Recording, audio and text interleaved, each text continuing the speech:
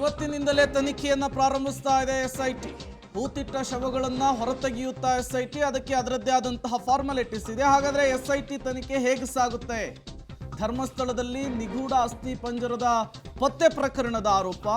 ಇವತ್ತಿನಿಂದ ತನಿಖೆಯನ್ನು ನಡೆಸೋದಕ್ಕೆ ಎಸ್ಐಟಿ ಮುಂದಾಗ್ತಾ ಇದೆ. ಈಗಾಗಲೇ ಹಿರಿಯ 4 ಅಧಿಕಾರಿಗಳ ನೇತೃತ್ವದಲ್ಲಿ ತಂಡವನ್ನು ರಚನೆ ಮಾಡಲಾಗಿದೆ. ಇವರು ಈ ತನಿಖೆಯನ್ನು ಲೀಡ್ ಮಾಡ್ತಾ ಹೋಗ್ತಾರೆ. ಇದು ಒಂದು ತುಂಬ ಇಂಟ್ರೆಸ್ಟಿಂಗ್ ಆಗಿರುವಂತಹ ವಿಚಾರ. ಜೊತೆಗೆ ಈ ತನಿಖೆ ಹೇಗೆ ಸಾಗುತ್ತೆ ಅನ್ನುವಂತಹ ಕುತೂಹಲ ಕೂಡ ಸಹಜವಾಗಿ ಇದೆ. ಅನಾಮಧೇಯ ವ್ಯಕ್ತಿಯೊಬ್ಬ ಇದ್ದಕ್ಕಿದ್ದ ಹಾಗೆ ಪ್ರತ್ಯಕ್ಷನಾಗಿ ದೂರು ಕೊಡುವಂತಹ ಕೆಲಸವನ್ನು ಮಾಡಿದ್ದಾನೆ. ಈಗಾಗಲೇ ನ್ಯಾಯಾಧೀಶರ ಎದುರು ಆತನ ಹೇಳಿಕೆಯನ್ನು ಕೂಡ ದಾಖಲಿಸುವಂತಹ ಕೆಲಸ ಆಗಿದೆ. ಈಗ ಇದನ್ನ ಸರ್ಕಾರ ಎಸ್ಐಟಿಗೆ, ಸ್ಪೆಷಲ್ ಇನ್ವೆಸ್ಟಿಗೇಷನ್ ಟೀಮ್ಗೆ ವರ್ಗಾವಣೆ ಮಾಡಿರುವಂತಹದ್ದು. ಎಸ್ಐಟಿ ಈಗ ಅಧಿಕೃತವಾಗಿ ಇವತ್ತಿನಿಂದ ತನಿಖೆಯನ್ನು ನಡೆಸಲಿಕ್ಕೆ ಮುಂದಾಗುತ್ತೆ. ಎಸ್ಐಟಿ ಇನ್ವೆಸ್ಟಿಗೇಷನ್ ಸಂದರ್ಭದಲ್ಲಿ ಯಾವ ರೀತಿಯ ಸವಾಲುಗಳಿರುತ್ತೆ ಅನ್ನೋದು ಕೂಡ ಅಷ್ಟೇ ಮುಖ್ಯವಾಗುತ್ತೆ. ಹಾಗಾದರೆ ಹೇಗಿರುತ್ತೆ ಸ್ಪೆಷಲ್ ಇನ್ವೆಸ್ಟಿಗೇಷನ್ ಟೀಮ್ನ ಇನ್ವೆಸ್ಟಿಗೇಷನ್? ಮೊದಲು FIR ಮತ್ತು 164 ಹೇಳಿಕೆಯ ಪ್ರತಿ ಏನಿದೆ ಅದು ತುಂಬ ಅತ್ಯಗತ್ಯವಾಗುತ್ತೆ. ಅದನ್ನು ಸಂಗ್ರಹಿಸುವಂತಹ ಕೆಲಸ ಆಗುತ್ತೆ. ಈಗಾಗಲೇ ಆ ವ್ಯಕ್ತಿಯ ಹೇಳಿಕೆಯನ್ನು ದಾಖಲಿಸುವಂತಹ ಕೆಲಸ ಆಗಿದೆ. ನ್ಯಾಯಾಧೀಶರ ಮುಂದೆ ಆತ ಕೊಟ್ಟಂತಹ ಹೇಳಿಕೆಯನ್ನು, ಆ ಮಾಹಿತಿಯನ್ನು ಸ್ಪೆಷಲ್ ಇನ್ವೆಸ್ಟಿಗೇಷನ್ ಟೀಮನ್ನು ಲೀಡ್ ಮಾಡ್ತಾ ಇರುವಂತಹ ಆಫೀಸರ್ಸ್ ಪಡೆದುಕೊಳ್ತಾರೆ.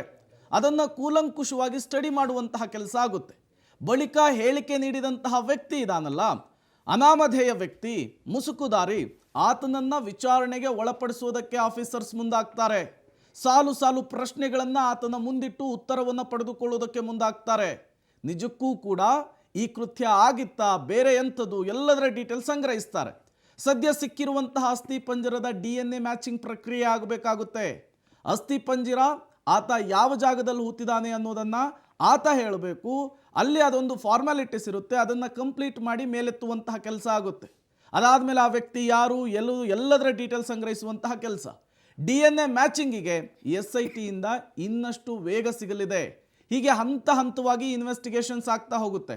ಬಾಕಿ ಉಳಿದಿರುವಂತಹ ಅಸ್ಥಿ ಪಂಜರವನ್ನು ಆದಷ್ಟು ಬೇಗ ಹೊರಕ್ಕೆ ತೆಗೆಯಲಿದ್ದಾರೆ. ಅದಕ್ಕೂ ಕೂಡ ಪ್ರೊಸೀಜರ್ ಇದೆ, ಅದಕ್ಕೂ ಕೂಡ ಫಾರ್ಮಾಲಿಟೀಸ್ ಇದೆ. ಅದನ್ನು step by step SIT team ಮಾಡ್ತಾ ಹೋಗುತ್ತೆ. ಈ ಮೂಲಕ ನಾವು ಈಗಲೇ ಕನ್ಕ್ಲೂಷನ್ ಬರ್ತಿಲ್ಲ. ಅಸ್ಥಿ ಪಂಜರ ಇದೆ ಅಂತ ನಾವು ಹೇಳ್ತಾ ಇಲ್ಲ. ಇದ್ದಿದ್ರೆ ಆಚೆ ಬರುತ್ತೆ ಎಕ್ಸ್ಹ್ಯೂಮೇಷನ್ ಪ್ರಾಸೆಸ್ ಪ್ರಕಾರ, ಇಲ್ಲದೇ ಇದ್ರೆ ಸುಳ್ಳು ಅಂತ ಆಗುತ್ತೆ. ಇನ್ನು ಸರ್ಕಾರದಿಂದ ಗಡುವು ಹಿನ್ನೆಲೆಯಲ್ಲಿ ಆದಷ್ಟು ಬೇಗ ಪ್ರಕ್ರಿಯೆಯನ್ನು ಪ್ರಾರಂಭವನ್ನು ಮಾಡಬೇಕಾಗುತ್ತೆ. ಅದಕ್ಕೆ ಟೈಮ್ ಲೈನ್ ಏನು ಕೂಡ ಫಿಕ್ಸ್ ಮಾಡಿಲ್ಲ. ಇನ್ನು ತನಿಖೆಯ ಬಳಿಕ ದೋಷಾರೋಪ ಪಟ್ಟಿಯನ್ನು ಕೋರ್ಟ್ಗೆ ಸಲ್ಲಿಕೆ ಮಾಡಬೇಕಾಗುತ್ತೆ SIT ಟೀಮ್. ನಿಜಕ್ಕೂ ಆ ವ್ಯಕ್ತಿ ಹೇಳಿದ್ದು ನಿಜಾನಾ, ಏನು ಎಂಥದ್ದು, ತನಿಖೆಯ ಮೂಲಕ ಅಧಿಕಾರಿಗಳು ಕಂಡುಕೊಂಡಿದ್ದೇನು, ಸವಿಸ್ತಾರವಾಗಿ ಅದನ್ನು ಸಲ್ಲಿಸುವಂತಹ ಕೆಲಸ ಆಗುತ್ತೆ. FIR ಮೇಲೆ SIT ಇನ್ವೆಸ್ಟಿಗೇಷನ್ಸ್ ಆಗ್ತಾ ಹೋಗುತ್ತೆ. ಚಾರ್ಜ್ ಶೀಟ್ನಲ್ಲಿ ಅದನ್ನು ಸಲ್ಲಿಕೆ ಮಾಡುವಂತಹ ಅನಿವಾರ್ಯ ಕೂಡ ಇರುತ್ತೆ. ಹಾಗಾಗಿ SIT ಇನ್ವೆಸ್ಟಿಗೇಷನ್ ಹೋಗುವಂತಹ ದಾರಿ, ಅವರಿಗೆ ಎದುರಾಗುವಂತಹ ಸವಾಲುಗಳು ಸಹಜವಾಗಿಯೇ ಈಗ ಕುತೂಹಲಕ್ಕೆ ಕಾರಣವಾಗ್ತಾ ಇದೆ. ವ್ಯಕ್ತಿಯೊಬ್ಬನ ಹೇಳಿಕೆ, ಆತ ಕೊಟ್ಟಂತಹ ದೂರಿನ ಆಧಾರದ ಮೇಲೆ ಈಗ ರಾಜ್ಯ ಸರ್ಕಾರ SITಯನ್ನು ರಚನೆ ಮಾಡಿದೆ. SIT ಇವತ್ತಿನಿಂದ ಅಧಿಕೃತವಾಗಿ ತನಿಖೆಯನ್ನು ಆರಂಭಿಸ್ತಾ ಇದೆ. ಇವತ್ತು ತನಿಖೆಯನ್ನು ಆರಂಭಿಸಿ ಒಂದೇ ವಾರಕ್ಕೆ ಕನ್ಕ್ಲೂಷನ್ ಬರುವಂತಹ ಪ್ರಕರಣ ಇದಲ್ಲ. ತುಂಬ ಟೈಮ್ ಕೂಡ ತೆಗೆದುಕೊಳ್ಳುತ್ತೆ. ಜೊತೆಗೆ ಫಾರ್ಮಾಲಿಟೀಸ್ ಇರುತ್ತೆ. ಹಂತ ಹಂತವಾಗಿ ಇನ್ವೆಸ್ಟಿಗೇಷನ್ ಅನ್ನ ನಡೆಸ್ತಾ ಹೋಗಲಾಗುತ್ತೆ. ಡೀಟೇಲ್ಸ್ ಕೊಡ್ತಾರೆ. ನೇರ ಸಂಪರ್ಕದಲ್ಲಿ ಜಾಯಿನ್ ಆಗ್ತಾ ಇದ್ದಾರೆ ಸುಖಪಾಲ್. ಇವತ್ತೇ SIT ಟೀಮ್ ಅಖಾಡಕ್ಕೆ ಇಳಿಯುವಂತಹ ಸಾಧ್ಯತೆ ಎಷ್ಟು? ಆಲ್ರೆಡಿ ಟೀಮ್ ಫಾರ್ಮ್ ಆಗಿದೆ. ಈ 4 ಜನ ಲೀಡಲ್ಲಿ ಇರ್ತಾರೆ. ಬಟ್ ಅವ್ರ ಕೆಳಗಡೆ SI ಅಧಿಕಾರಿಗಳು, ಗ್ರೇಡೆಡ್ ಆಫೀಸರ್ಸ್ ಬೇಕಾಗ್ತಾರೆ, ಕಾನ್ಸ್ಟೇಬಲ್ಸ್ ಬೇಕಾಗ್ತಾರೆ. ಆ ಟೀಮ್ ಫಾರ್ಮೇಷನ್ ಬಗ್ಗೆ ಸಿದ್ಧತೆಗಳಾಗ್ತಾ ಇದೆಯಾ?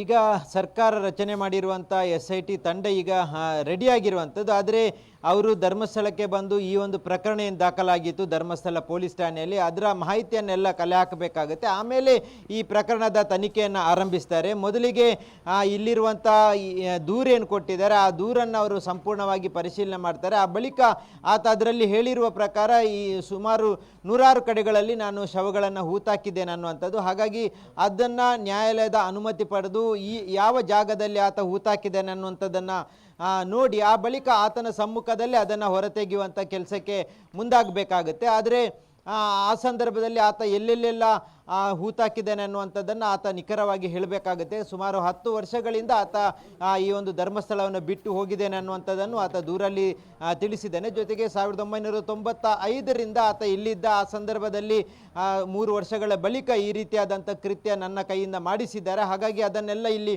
ಹೂತಾಕಿದ್ದೇನೆ ಅನ್ನುವಂಥದ್ದನ್ನು ಹೇಳಿದ್ದೇನೆ. ಸುಮಾರು ಒಂದು 18 ವರ್ಷಗಳ ಹಿಂದಿನ ಒಂದು ಕತೆ ಆಗಿರುವಂಥ ಕಾರಣಕ್ಕಾಗಿ ಆತ ನಿಖರವಾದ ಯಾವ ಸ್ಥಳದಲ್ಲಿ ಅದನ್ನು ಹೂತಾಕಿದ್ದಾನೆ ಅನ್ನೋದನ್ನು ಆತ ಸ್ಪಷ್ಟಪಡಿಸಬೇಕಾಗುತ್ತೆ. ಆ ಬಳಿಕ ಅದನ್ನು ಹೊರಗೆ ತೆಗೆಯುವಂಥ ಕೆಲಸಕ್ಕೆ ಈ SIT ತಂಡದ ಅಧಿಕಾರಿಗಳು ಮುಂದಾಗ್ತಾರೆ. ಆ ಬಳಿಕ ಅದನ್ನು DNA ಟೆಸ್ಟಿಗೆ ತಗೊಂಡೋಗುವಂಥ ಕೆಲಸವು ಮತ್ತೆ ಮುಂದಿನ ದಿನಗಳಲ್ಲಿ ಆಗುತ್ತೆ. ಈಗ ಸದ್ಯಕ್ಕೆ ಈ ಒಂದು SIT ತಂಡ ಏನು ರಚನೆ ಆಗಿದೆ, ಆ ರಚನೆ ಆಗಿರುವಂಥ ತಂಡದ ಅಧಿಕಾರಿಗಳು ಈ ಒಂದು ಪ್ರಕರಣವನ್ನು ಕೈಗೆತ್ತಿಕೊಳ್ಬೇಕಾಗುತ್ತೆ. ಇನ್ನೊಂದು ಕೆಲವು ದಿನಗಳಲ್ಲಿ ಅವರು ಧರ್ಮಸ್ಥಳಕ್ಕೆ ಬಂದು ಈ ಪ್ರಕರಣವನ್ನು ಕೈಗೆತ್ತಿಕೊಳ್ಳುವಂಥ ಸಾಧ್ಯತೆ ಇರುವಂಥದ್ದು. ಪ್ರೇಮ್, ಸುಕ್ಪಾಲ್, ಈಗ 15 ವರ್ಷದ ಹಿಂದಿನ ಪ್ರಕರಣ ಇದು. ಇದನ್ನ ಭೇದಿಸೋದಕ್ಕೆ SIT ಅನ್ನ ರಚನೆ ಮಾಡಲಾಗಿದೆ. ಇಲ್ಲಿ ಮುಖ್ಯವಾಗಿ ಇಷ್ಟು ದಿನ ಈ ಪ್ರಕರಣವನ್ನ ಧರ್ಮಸ್ಥಳದ ಪೊಲೀಸರು ಹ್ಯಾಂಡಲ್ ಮಾಡ್ತಾ ಇದ್ರು. ಈಗ ಇದನ್ನ SITಗೆ ವರ್ಗಾವಣೆ ಮಾಡೋದಕ್ಕೆ ಯಾವ ರೀತಿಯ ಪ್ರಿಪರೇಷನ್ ಅಲ್ಲಾಗ್ತಾ ಇದೆ ಅಂತ ಹೇಳಿ ಈಗಿರುವ ಮಾಹಿತಿಯ ಪ್ರಕಾರ ಪೊಲೀಸರು ಆತನ ದೂರೇನಿತ್ತು ಅದನ್ನು ದಾಖಲಿಸಿಕೊಂಡಿದ್ದಾರೆ. ಸುಮಾರು 6 ಪುಟಗಳ ದೂರನ್ನು ಆತ ಹೇಳಿರುವಂಥದ್ದು. ಅದರಲ್ಲಿ ಸ್ಪಷ್ಟವಾಗಿ ಆತ ಕೆಲವೊಂದು ಇನ್ಸಿಡೆಂಟ್ಗಳನ್ನು ಮೆನ್ಷನ್ ಮಾಡಿದ್ದಾನೆ, ಯಾವ ಸಂದರ್ಭದಲ್ಲಿ ಏನೇನು ಆಗಿದೆ ಅನ್ನುವಂಥದ್ದನ್ನು. ಆತನ ದೂರನ್ನು ಗಮನಿಸಿದಾಗ ಆತ ಇಲ್ಲಿ ಧರ್ಮಸ್ಥಳದ ದೇವಸ್ಥಾನದ ನೈರ್ಮಲ್ಯ ಕೆಲಸಕ್ಕೆ ಬಂದಿರುವಂಥ ವ್ಯಕ್ತಿ. ಆತ ಆ ಬಳಿಕ ಆತನ ಮೇಲ್ವಿಚಾರಕರು ಕೊಟ್ಟಿರುವಂಥ ಸೂಚನೆಯ ಹಿನ್ನೆಲೆಯಲ್ಲಿ ನಾನು ಸಾಕಷ್ಟು ಶವಗಳನ್ನು ಹೂತಾಕಿದ್ದೇನೆ, ಅದು ನೇತ್ರಾವತಿ ನದಿಯ ಸಮೀಪದಲ್ಲಿ ಸಾಕಷ್ಟು ಮಹಿಳೆಯರ ಜೊತೆಗೆ ಯುವತಿಯರ ಅಪ್ರಾಪ್ತ ಬಾಲಕಿಯರ ಮೃತದೇಹಗಳೆಲ್ಲ ಸಿಗ್ತಾ ಇತ್ತು, ಅದನ್ನು ನಾನು ಹೂತಾಕಿದ್ದೇನೆ ಅನ್ನುವಂಥದ್ದನ್ನು ಆತ ಹೇಳಿದ್ದಾನೆ. ಹಾಗಾಗಿ ಅದನ್ನು ದೂರಿನಲ್ಲಿ FIRನಲ್ಲಿ ದಾಖಲಿಸಿಕೊಳ್ಳಲಾಗಿದೆ. ಮತ್ತು ಆತ ಬೇರೆ ಬೇರೆ ಘಟನೆಗಳನ್ನು ಅದರಲ್ಲಿ ವಿವರಿಸಿದ್ದಾನೆ. ಹಾಗಾಗಿ ಆ ಘಟನೆಗಳ ಆಧಾರದಲ್ಲಿ ತನಿಖೆ ಮುಂದುವರಿಸಬೇಕಾಗುತ್ತೆ. ಯಾವುದೇ ಆದರೂ ಒಂದು ಮಿಸ್ಸಿಂಗ್ ಕೇಸ್ಗಳಿದ್ದರೆ, ಜೊತೆಗೆ ಈಗ ಏನಾದರೂ ಮುಂದಿನ ದಿನಗಳಲ್ಲಿ ನೆಲದಲ್ಲಿ ಇರುವಂಥ ಹೂತಾಕಿರುವಂಥ ಅಸ್ಥಿಪಂಜರಗಳೇನಾದರೂ ಸಿಕ್ಕಿದರೆ ದೂರುದಾರರು ಮತ್ತು ಆ ಅಸ್ಥಿಪಂಜರದ DNA ಟೆಸ್ಟ್ ಮಾಡಬೇಕಾಗುತ್ತೆ. ಆ ಸಂದರ್ಭದಲ್ಲಿ ಹೋಲಿಕೆ ಆದರೆ ಈ ಒಂದು ಪ್ರಕರಣಕ್ಕೆ ಮತ್ತೆ ಜೀವಕಳೆ ಬರುವಂಥ ಸಾಧ್ಯತೆಗಳಿದೆ. SIT ಅಧಿಕಾರಿಗಳಿಗೆ ಭಾಳಷ್ಟು ಚಾಲೆಂಜ್ ಆಗಿರುವಂಥ ವಿಚಾರನೂ ಇದೆ.